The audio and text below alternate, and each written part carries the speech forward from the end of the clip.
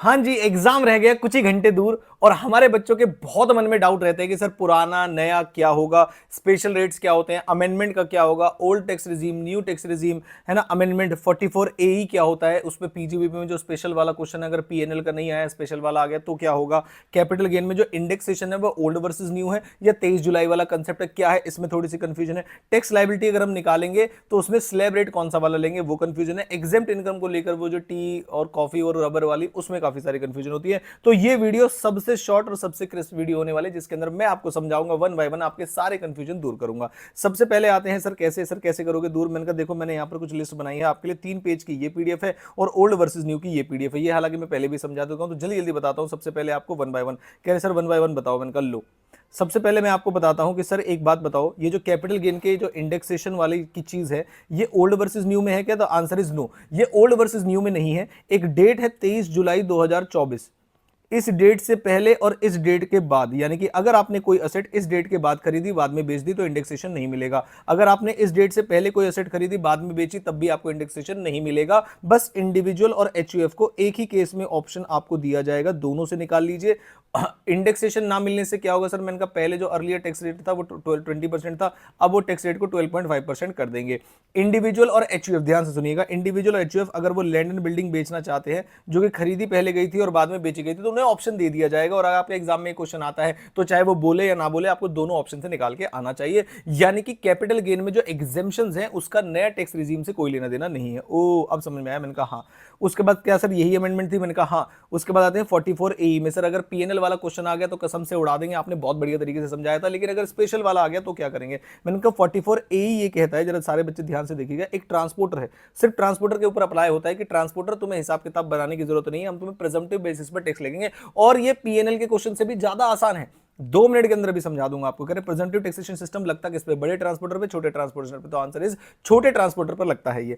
छोटे ट्रांसपोर्टर पे कैसे? Any day previous year total vehicle जो है आपके, अगर 10 व्हीकल या 10 से कम रहते हैं पूरे साल में तो आपके ऊपर 44AE लग जाएगा। कह रहे सर एक बार बताना जरा, जैसे मान लीजिए किसी व्यक्ति के पास 8 ट्रक हैं, ध्यान से सुनिएगा, अगर किसी व्यक्ति के पास 8 ट्रक हैं, फिर उसके बाद उसने 3 ट्रक खरीदे, फिर उसके बाद उसने 2 ट्रक बेच दिए, तो अगर ऐसे हिसाब किताब लगाओगे तो सर कितना आएगा? 9 ट्रक। क्या इसके ऊपर ये 44AE एप्लीकेबल है? द आंसर इज नो, नहीं है एप्लीकेबल, क्योंकि at a given point of time in the year he was having 11 trucks.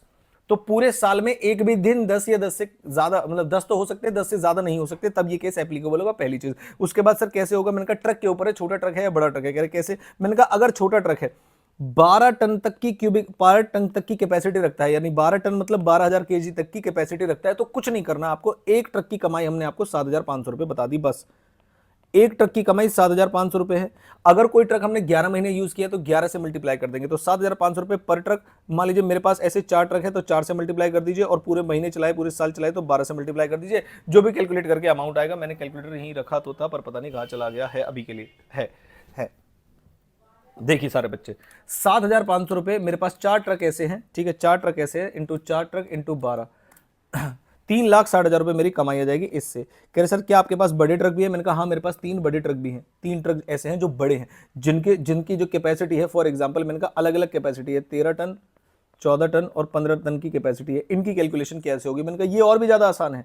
1,000 रुपए 1 टन के हैं तो 12 टन के कितने होंगे? तो 12 टन के हो गए 12,000। कितने हैं ऐसे? मैंने कहा एक है। कितने महीने चलाए? मैंने कहा 12 महीने। ऐसे ही मेरे पास जैसे मान लीजिए 12 था, कितना था? 13 था, तो 13 टन के कितने हो गए? 13,000। बिल्कुल सिंपल बेटा, जितने टन उतने हजार का अमाउंट आ गया। कह रहे सर अगला वाला निकालना जरा, एक ट्रक का आपने निकाल दिया, दूसरे ट्रक का निकालना। मैंने कहा अगले वाले के 14 टन थे ना, तो मैं डायरेक्ट लिख सकता हूं 14,000 रुपए। जितने टन उतने हजार, बड़े ट्रक को 12 से ऊपर को मल्टीप्लाई करेंगे, एक ट्रक था और 12 महीने था।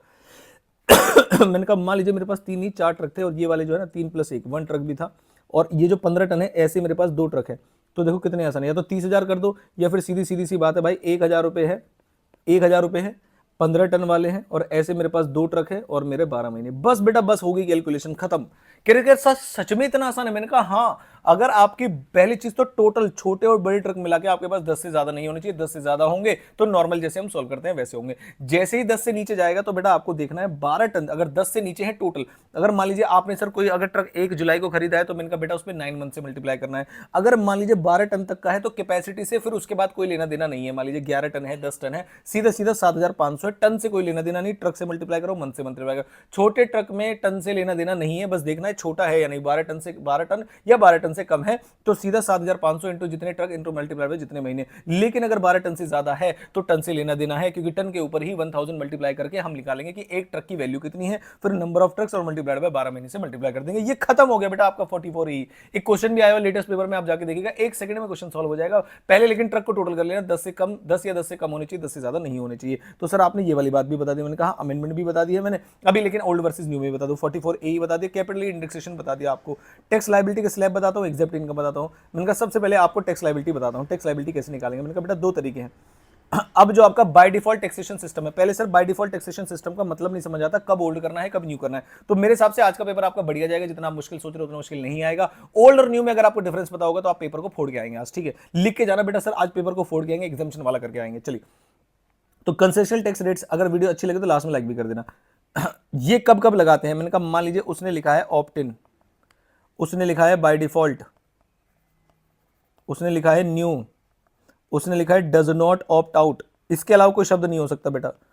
उसने लिखा है डज नॉट ऑप्ट आउट, इन चारों का मतलब है न्यू। इसके अलावा अगर ऑप्ट इन की जगह लिख दिया ऑप्ट आउट, बाय डिफॉल्ट से ऑप्ट आउट कर लिया है, न्यू की जगह ओल्ड लिख दिया और ऑप्ट आउट लिख दिया है, तो इसका मतलब क्या है, इसका मतलब ओल्ड है। बस सिंपल सी बात है। कह रहे सर कैसे ये टेस्ट स्लैब रेट, हमें तो 2.5 लाख वाला याद है, 2.5 से 5, 5 से 7.5, 7.5 से 10, 10 से आगे ऐसे करके याद था। मैंने कहा बताता हूँ ना आपको, देखो जैसे पुराना वाला था ना 2.5 से, हाँ 2.5 से 5, सॉरी 2.5 से 5 अप टू 2.5 लाख, 2.5 से 5, 5 से 10 ऐसे करके था आपका, और 10 से अबव वही आज भी है ओल्ड में। नए वाले में क्या किया है उसने कहा, नए में 4 से शुरू किया है, नए में किससे शुरू किया है 4 से, और रेट को किससे शुरू किया है 5% से, यानी अप टू 4 लाख कोई टैक्स नहीं लगता। 4 लाख के बाद टर्नओवर को आपको 4-4 लाख से बढ़ा देना है और रेट को 5-5% से बढ़ा देना है। तो 4 से लेके 8 लाख तक जाओगे तो 5% का टैक्स लगेगा, 8 से 12 तक जाओगे 10% का, 12 से 16 जाओगे 15% का, 16 से 20 जाओगे 20% का, 20 से 24 जाओगे 25% का, 24 से ज्यादा जाओगे 30% का। बड़ा आसान है इसे याद करना, पुराने वाले टैक्स रेट आपको पता होगा। तो एक न्यूमेरिकल आप दोनों सॉल्व करके मुझे बताएंगे। मैंने कहा मान लीजिए अगर किसी व्यक्ति की इनकम, फॉर एग्जाम्पल अगर किसी व्यक्ति की इनकम 25 लाख रुपए है तो ओल्ड और न्यू में कैसे टैक्स निकालेगा वो बताओ। क्या आप बताओगे? कह रहे सर आप ही करा देते तो बढ़िया रहता। मैंने कहा देखो अगर इसके हिसाब से चलेंगे 25 लाख रुपए के हिसाब से चलेंगे, और मैंने कहा नॉर्मल है, वैसे तो आपको पता होगा ना सीनियर सिटीजन में 3 लाख और सुपर सीनियर सिटीजन में आपको 5 लाख तक की एग्जेम्पशन मिलती है, यहाँ पर उसके बाद 5 से 10 वो सेम रहता है। तो अगर इसके हिसाब से आऊं मैं तो 4 लाख रुपए जो पहली वाली इनकम थी मेरी, क्योंकि मेरी इनकम 25 लाख रुपए, 4 लाख इंटू 20, 5% करूंगा तो 20,000 आ जाएगा, फिर 4 लाख इंटू 10% करूंगा 40,000 आ जाएगा, 4 लाख इंटू ये करूंगा 60,000 आ जाएगा, सॉरी 80,000 आ जाएगा, और ये शायद 1 लाख रुपए आ जाएगा, 1 लाख रुपए आ जाएगा, है ना? हाँ ठीक है। उसके बाद बेटा 24 लाख से ऊपर मेरी इनकम बची 1 लाख, क्योंकि टोटल 25 लाख है और इसे 30,000, तो ये बेटा टोटल इनकम आ जाएगी मेरी, टोटल टैक्स लायबिलिटी आ जाएगी। इसके बाद इसमें सेस वगैरह ऐड कर देंगे। तो आप टोटल करके बताना इस वाले में कितनी ऐड थी। सर पुराने वाले में कैसे होगा? मैंने कहा अगर नॉर्मल एसएससी है तो मैंने तो ऐसे याद रख रखा है अप टू 10 लाख तो 1,12,500 होता है, आप निकाल लीजिएगा अप टू 2.5 लाख नील, फिर उसके बाद 2.5 से 5, 5 से 10 जैसे करके निकालना है आपको, है ना? उसके बाद सर बाकी के जो 15 लाख है मैंने को उस पर 30% निकाल दो, 4.5 लाख रुपए। अब 1 बाय 1 भी चल सकते हैं, पुराने वाले में निकालना आपको आता होगा। इसे जब आप ऐड कर देंगे तो 4.5 लाख रुपए हो गया और ये 5 लाख हो गया, तो 5,62,500 ये हो गया टैक्स। उसके वाला बेटा आप निकाल देना। मैंने आपको दोनों तरीके से टैक्स निकालना बता दिया। जब क्वेश्चन में आप जीटीआई निकालोगे, टोटल इनकम निकाल लोगे डिडक्शन माइनस करके, तो टैक्स ऐसे लगाना है आपको। सर अगर कोई स्पेशल इनकम आ गई तो उस पर टैक्स कैसे लगेगा? मैंने कहा देखो लॉन्ग टर्म कैपिटल गेन पुराने वाले में आएगा तो 20% लगाना है। कह रहे हाँ। अगर long term capital gain new वाले में आ जाए तो सर उस पर 12.5% लगाना है, क्योंकि उस पर इंडेक्सेशन नहीं मिला होगा। बाकी विनिंग इनकम पे ऐसे ही आपका कितने लगता है सर? विनिंग इनकम पे मैंने कहा विनिंग इनकम पे 30% लगता है, ये सबको पता है। और short term capital gain 111A के अंदर अगर आपका आ गया होगा शॉर्ट टर्म कैपिटल गेन अगर 111A के अंदर आपका आ गया होगा तो बेटा उस पर लगता है 15%, और 112A वाला आ गया होगा आपका कैपिटल गेन, तो याद रखना उसके अंदर पहले हम ऑलरेडी एग्जेम्प्ट अमाउंट हटा देते हैं, फिर वो नॉर्मल स्लैब रेट से टैक्स होता है। ठीक है, तो ये कुछ बातें हैं टैक्स स्लैब की जो कि आसान है, एक ही क्वेश्चन आएगा इसका। जो छोटी छोटी मैंने बातें आपको बताई है वो आपके एग्जाम में एमसीक्यूज में भी पूछी जा सकती है। और जो भी टैक्स लायबिलिटी निकालने का क्वेश्चन आएगा बेटा उससे घबराना मत, आप पूरा स्लैब लिख के आना, इनकम कंप्यूट करके ना आना, सब कुछ फॉर्मेट बना के आना। टोटल इनकम निकालने का क्वेश्चन जीटीआई निकालने के मार्क्स है, सारे हेड्स को ऐड करने के बाद टोटल इनकम निकालने के मार्क्स है, और टैक्स लायबिलिटी निकालने के मार्क्स है। तो सिर्फ टैक्स लायबिलिटी निकालने की वजह से किसी क्वेश्चन को छोड़ के बता जाना आप। ठीक है, तो ये था बेटा आपका टैक्स लायबिलिटी निकालने वाला। ओल्ड वर्सेस न्यू को कैसे पहचानते हैं ये भी मैंने आपको बता दिया है, वन बाय वन हम चलते हैं। मैंने आपको टैक्स लायबिलिटी बता दिया। अब आते हैं बेटा एग्जाम 10-1 पे, जिसमें बच्चों को थोड़े बहुत डाउट्स रहते हैं, मैंने कहा वो भी बता देता हूं आपको। उसके बाद ओल्ड वर्सेस न्यू में क्या क्या चेंजेस है वो सब बता दूंगा। देखिए सर ये वाला तो हमने कई बार किया हुआ, टी वाला, जिसमें ज्यादा हिस्सा एग्रीकल्चर और एग्जेम्प्ट होता है, कम हिस्सा बिजनेस इनकम और टैक्सेबल होता है। तो sale of tea grown and manufactured, इसके बहुत सारे क्वेश्चन भी किए। 60% हिस्सा जो है वो एग्रीकल्चर इनकम होगा, यानी कि एग्जेम्प्ट होगा, 40% हिस्से पे टैक्स लगाएंगे। ज्यादा हिस्सा एग्जेम्प्ट, कम हिस्से पे टैक्स, क्योंकि भाई सर उनकी बातें हैं। कह रहे income of sale of rubber, शायद इसका एक क्वेश्चन हमने किसी लाइव में सॉल्व करते हुए गलत भी कर दिया था, शायद टैक्सेबल कर दिया था।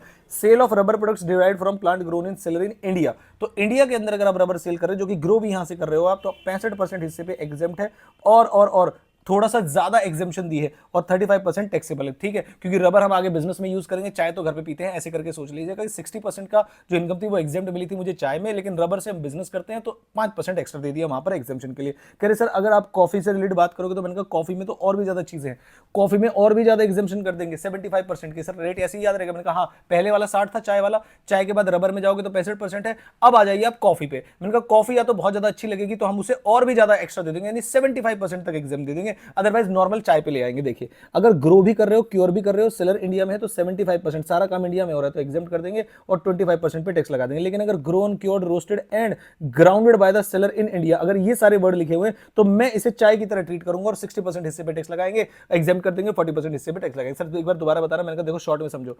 मैंने कहा अगर खाली टी लिखा हुआ है तो भाई आंख बंद करके 60-40 कर देना, अगर खाली रबर लिखा हुआ है तो आंख बंद करके 5% बढ़ा देना इसमें एग्जेम्पशन की, क्योंकि उससे बिजनेस करते हैं। अरे ठीक है।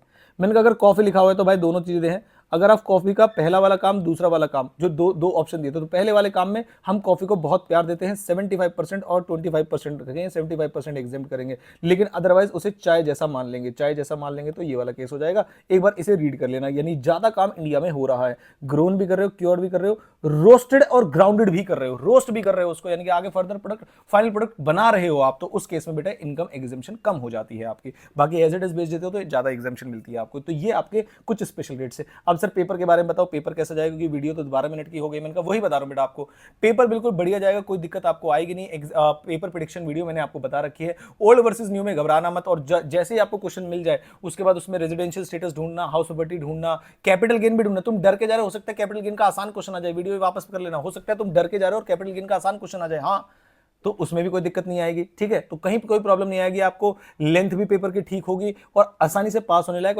और एमसीक्यूज अच्छे आ गए तो एग्जामिनेशन लायक पेपर जाएगा, इस बात को ध्यान रखिएगा। ठीक है, अगर डिस्क्रिप्टिव पेपर मुश्किल आ रहा है तो ये मत सोचना पेपर बहुत ज्यादा मुश्किल है, नहीं। तो फिर एमसीक्यू अगर आसान आ गए आपके तो 30 मार्क्स में से अगर 25, 26, 20, 24 अगर कुछ आ गए तो पास होना बहुत ज्यादा आसान हो जाता है। तो कोई भी बच्चा जो डेक्स का पेपर देने जा रहा है उसे डरिएगा मत, बोला आज पेपर आसान आ जाएगा और मैं एग्जामिनेशन लेकर आने वाला हूं। फिर सर ओल्ड और न्यू में अगर आप एक पूरी चार्ट बना देते कि क्या क्या दिक्कतें हैं बाय डिफॉल्ट में और ओल्ड टैक्सेशन सिस्टम में, तो पहले वाले में जो रिबेट 12,500 तक की मिलती थी वो 25,000 तक की हो गई है, और जो 5 लाख रुपए है वो 12 लाख तक पे मिलता है। यानी कि अगर आपकी जीटीआई में कोई स्पेशल इनकम नहीं है और इनकम 5 लाख तक है तो पहले ओल्ड में आपको रिबेट मिलती थी, जितना भी टैक्स भर रहे हो मत भरो, और 12 लाख तक यहां पर रिबेट मिलती है। रिबेट बहुत ज्यादा इंपॉर्टेंट है नहीं। फिर आते हैं सैलरी में। मैंने कहा सैलरी में जो पहले डिडक्शन 50,000 की मिलती थी अब 75,000 की होगी स्टैंडर्ड डिडक्शन, और जो एंटरटेनमेंट अलाउंस गवर्नमेंट एम्प्लॉय को मिलता था वो भी नहीं मिलेगा। प्रोफेशनल टैक्स जो एम्प्लॉयर का ऐड करते थे और एम्प्लॉयर एम्प्लॉय का नीचे माइनस करते थे, अब सिर्फ एम्प्लॉयर का ऐड करेंगे, नीचे माइनस किसी का भी नहीं करेंगे। रिटायरमेंट बेनिफिट्स में लीव ट्रैवल कंसेशन जो आपको पहले मिलती थी अब नहीं मिलेगी। बहुत सारे अलाउंसेस थे जो आपको अब कोई भी अलाउंस नहीं मिलेगा आपको, हालांकि ट्रांसपोर्ट अलाउंस हैंडीकैप्ड है तो वो आपको मिल जाएगा।